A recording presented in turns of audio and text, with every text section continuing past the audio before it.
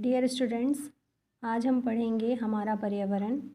इस अध्याय में हम देखेंगे कि पर्यावरण और पर्यावरण की जो समस्याएं हैं, पर्यावरण को लेकर बहुत सारी सम्मेलन देखने को मिलते हैं। विकासशील देशों में वैश्विक सम्मेलन वगैरह होते हैं, तो उसमें कई कारक होते हैं जो पर्यावरण को डायरेक्टली या इनडायरेक्टली प्रभावित करते हैं। तो इन समस्याओं को जानने के लिए हम पर्यावरण और मानव के बीच जो आपसी संबंध है उसका अध्ययन करेंगे। इसे हम पारिस्थितिकी तंत्र भी कहते हैं, या हम परितंत्र के बारे में हम इसमें पढ़ेंगे कि इसके परितंत्र के संघटक क्या हैं। संघटक मीन्स घटक। तो दो होते हैं ये घटक, एक होता है जैविक घटक और एक होता है अजैविक घटक। तो जैविक घटक, जैसा कि नाम से पता है, जो जीवित चीज़ें हैं वो हम जैविक घटक में डाल सकते हैं, और जो अजैविक घटक हैं जो कि मृत प्राय होती हैं परंतु वो डायरेक्टली या इनडायरेक्टली हमारे पर्यावरण को प्रभावित करती हैं, उसे हम अजैविक घटक कहते हैं। तो इनके आपस में किस तरह से इंटरेक्शन होता है, अन्योन क्रिया जो होती है वो किस प्रकार से आपस में जो क्रिया होती है और फिर उसके बाद पर्यावरण एक अच्छे डायरेक्शन में चलता है, किस तरह से वो प्रभावित होता है, इसको जानने के लिए हम परितंत्र का अध्ययन करेंगे। तो सबसे पहले हम ये जान लें कि परितंत्र दो प्रकार के होते हैं, एक प्राकृतिक परितंत्र और एक कृत्रिम परितंत्र। तो प्राकृतिक परितंत्र की हम बात करें तो जैसे कि वन हो गया, तालाब, झील, ये सब प्राकृतिक परितंत्र हैं, क्योंकि ऑलरेडी हमको ये नेचर ने दिया हुआ है, इसमें मानव ने कुछ बनाया नहीं है, प्राकृतिक है, ये प्रकृति ने ऑलरेडी हमको ये दिया है।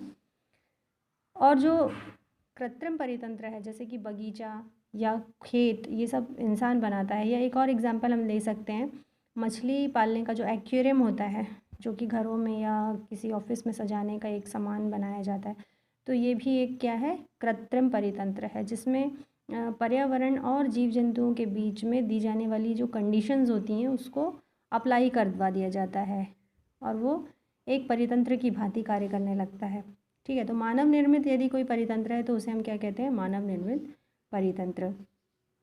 अब इसमें हम तीन चीज़ें और अच्छे से समझ लें कि एक होता है इसमें उत्पादक, ठीक है, एक होता है उपभोक्ता और एक होता है अपघटक। तो पहले मैं आपको बताऊं कि उत्पादक क्या होता है। तो उत्पादक जो अपना भोजन स्वयं बनाते हैं उन्हें हम उत्पादक की कैटेगरी में लाते हैं। जैसे इसमें सभी प्रकार के जो हरे पेड़ पौधे होते हैं, जो सूर्य के प्रकाश की उपस्थिति में, क्लोरोफिल की उपस्थिति में प्रकाश संश्लेषण की क्रिया करते हैं और अपना भोजन स्वयं बनाते हैं, वे सारे जो पेड़ पौधे हैं या वे सारे घटक जो कि स्वयं अपना भोजन बनाते हैं उसे हम उत्पादक बोल सकते हैं। इसमें सारे हरे पेड़ पौधे आते हैं। अब इन्हीं उत्पादकों को यदि जो खाता है, मीन्स इस पे जो निर्भर होता है, तो उसे हम कहते हैं उपभोक्ता। ठीक है, उपभोक्ता तीन प्रकार के होते हैं, शाकाहारी, मांसाहारी, ठीक है, सर्वाहारी। तो जो भी चीज़ें हम उत्पादक पर डिपेंडेंट हैं, जो भी जीव जंतु उस पर डिपेंडेंट हैं, उनको हम उपभोक्ता कहते हैं। तो सबसे पहले हम बात करते हैं शाकाहारी जीव जंतुओं की। तो शाकाहारी जो कि डायरेक्टली घास फूस या हर्ब्स खाते हैं उसे हम शाकाहारी बोलते हैं। और इन्हीं शाकाहारी को जब मांसाहारी खा लेते हैं, शाकाहारी जीव जंतु को, फॉर एग्ज़ाम्पल यदि कोई घास है, घास को बकरी ने खाया और बकरी को शेर ने खा लिया, ठीक है, तो शाकाहारी तो बकरी हुई क्योंकि उसने घास खाई, लेकिन बकरी को किसने खाया, शेर ने, तो वो मांसाहारी हो गया। ठीक है, अब शेर भी कभी मरेगा, तो वो जब उसकी डेथ हुई तो उसके बाद उसका अपघटक जो है, वो अपघटक जो होते हैं वो उसका अपघटन करते हैं और उसको कार्बनिक और अकार्बनिक तत्वों में तोड़ देते हैं और वापस मिट्टी में मिला देते हैं, मीन्स पर्यावरण में मिला देते हैं। तो इस तरह से हमने देखा कि एक हो गया उत्पादक जो कि किसी पे निर्भर नहीं होते, अपना भोजन स्वयं बनाते हैं, समस्त प्रकार के पेड़ पौधे इस कैटेगरी में आते हैं। फिर उपभोक्ता जो कि उत्पादक पर निर्भर होते हैं, ये अपने अपने निर्भरता के ऊपर शाकाहारी, मांसाहारी, सर्वाहारी पे बांटा गया है। इसमें सर्वाहारी का मतलब होता है जो शाक भी खाते हैं और मांस भी खाते हैं, उन्हें हम सर्वाहारी कहते हैं। जैसे कि कुत्ता हो गया, बिल्ली हो गया, मानव हो गया, ये सब सर्वाहारी भी कैटेगरी में आते हैं, क्योंकि ये शाक भी खा लेते हैं और मांस का भी सेवन करते हैं। तो इस तरह से हमने ये 3 चीज़ें देखी। अब यदि ये वाला देखिए आप, ये डायग्राम आपको दिया गया है, इसमें फ्लो चार्ट। इसमें सबसे पहले सूर्य के प्रकाश की उपस्थिति में सारे उत्पादक जो होते हैं वो अपना भोजन बनाते हैं। ये जो उत्पादक हैं वो क्या आ जाएंगे इसमें, हरे पेड़ पौधे। ठीक है, इनका सेवन कौन करता है, शाकाहारी जो जीव जंतु होते हैं वो खाते हैं। फिर इन शाकाहारी जंतुओं को कौन खा लेता है, मांसाहारी। मांसाहारी किसको, शीर्ष मांसाहारी खा लेता है। ठीक है, शीर्ष मांसाहारी यानी कि वो जैसे मान लीजिए जो मांसाहारी को भी खा रहा है तो उसे हम शीर्ष सर्वोच्च मांसाहारी बोलते हैं, जैसे कि शेर हो गया या ठीक है। फिर उसके बाद यदि ये वाला हम एक पिरामिड देखते हैं, इसे हम कहते हैं पिरामिड, पोषी स्तर का ये पिरामिड है। इसमें देखिए सबसे पहले यहाँ पर मैं ऊर्जा के प्रवाह की बात करूँगी कि जब उत्पादक सूर्य की उपस्थिति में अपना भोजन स्वयं बनाते हैं तो इन्हें 100% ऊर्जा मिलती है। सभी हरे पेड़ पौधों को जो इनका ऊर्जा का स्तर होता है वो होता है 100%। लेकिन जब उत्पादक को प्राथमिक उपभोक्ता खाता है तो इसका 10% जो भाग होता है वो बस प्राथमिक उपभोक्ता को मिल पाता है। बाकी का जो 90% भाग होता है वो पर्यावरण में लैप्स हो जाता है। इसी तरह से जब प्राथमिक को द्वितीय उपभोक्ता खाता है तो प्राथमिक उपभोक्ता में से जो ऊर्जा होती है वो केवल 10% द्वितीय उपभोक्ता तक जा पाती है, बाकी 90% पर्यावरण में लैप्स हो जाता है। फिर द्वितीय उपभोक्ता को जब कोई तृतीय उपभोक्ता खाता है तो फिर उसमें से 10% बस उसको मिल पाता है, बाकी 90% पर्यावरण में लैप्स हो जाता है। तो इसको हम कहते हैं 10% का नियम। ठीक है, तो यहाँ पर यही दिया गया है कि जो उत्पादक है, मतलब जो जितना डायरेक्टली या किसी पे निर्भरता जितनी कम होगी उसको उतनी ऊर्जा मिलती है। इसीलिए ये जो पिरामिड है वो नीचे से बड़ा दिख रहा है और ऊपर से वो छोटा होते जा रहा है, क्योंकि इसमें ऊर्जा का लेवल कम होते जा रहा है। उत्पादक में सबसे ज़्यादा ऊर्जा है, प्राथमिक उपभोक्ता में 10% कम हो गई तो वो कम दिखा रहा है, द्वितीय में और कम हुई तो और कम बता रहा है, तृतीय उपभोक्ता में सबसे कम हुई इसीलिए वो सबसे कम एरिया दिखा रहा है और इस तरह से ये पिरामिड बन गया। तो इसे हम ऊर्जा का पोषी स्तर कहते हैं। अब हम यहाँ पर देखते हैं, ये जो आप डिटेल्स पढ़ेंगे इससे आपको सारी चीज़ें और क्लियर हो जाएंगी जो मैंने आपको बताया। ठीक है, अब यहाँ पर देखिए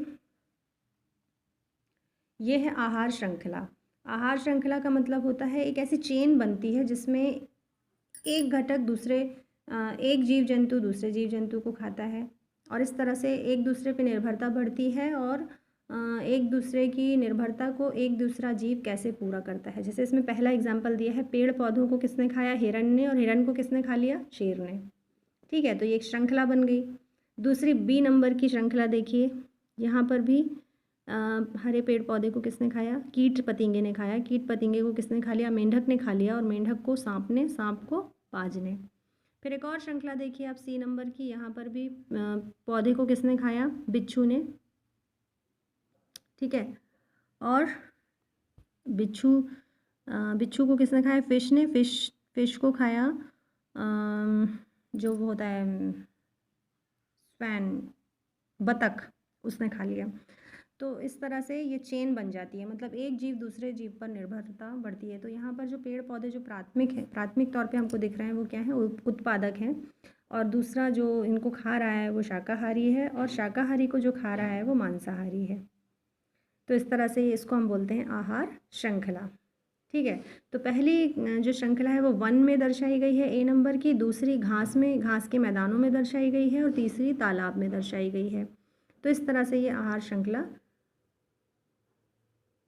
को हम डिफाइन कर सकते हैं। अब आप इसको पढ़ेंगे तो आपको ये समझ में आ जाएगा। अब हम इसी तरह से अगर हम खाद्य जाल की बात करें तो जब बहुत सारी खाद्य श्रृंखलाएं आपस में मिलती हैं तो एक खाद्य जाल बनाती हैं। बहुत सारी श्रृंखलाओं को अगर हम एक साथ जोड़ दें और वो एक दूसरे पर निर्भरता हमको दिखती है अलग अलग जगहों पर, तो वो एक जाल रूपी रचना बना लेते हैं, उसे हम कहते हैं खाद्य जाल।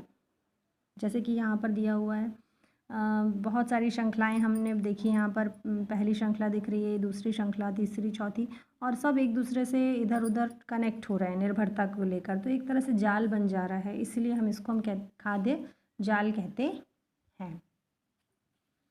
तो खाद्य श्रृंखला और ये खाद्य जाल, ठीक है। तो इसको आपको चित्र के माध्यम से आप समझ जाएंगे आसानी से। और ये आपको मैंने बता ही दिया है। उत्पादक जैसे हरे पेड़ पौधे सूर्य के प्रकाश में वो प्रकाश संश्लेषण की क्रिया करते हैं। उत्पादक जो कि घास, हरे पेड़ पौधे हो सकते हैं। फिर शाकाहारी इनको खाते हैं, शाकाहारी को मांसाहारी खाते हैं, मांसाहारी को शीर्ष मांसाहारी खाते हैं। फिर यहाँ पर इतनी चीज़ें हमको क्लियर हो गई हैं।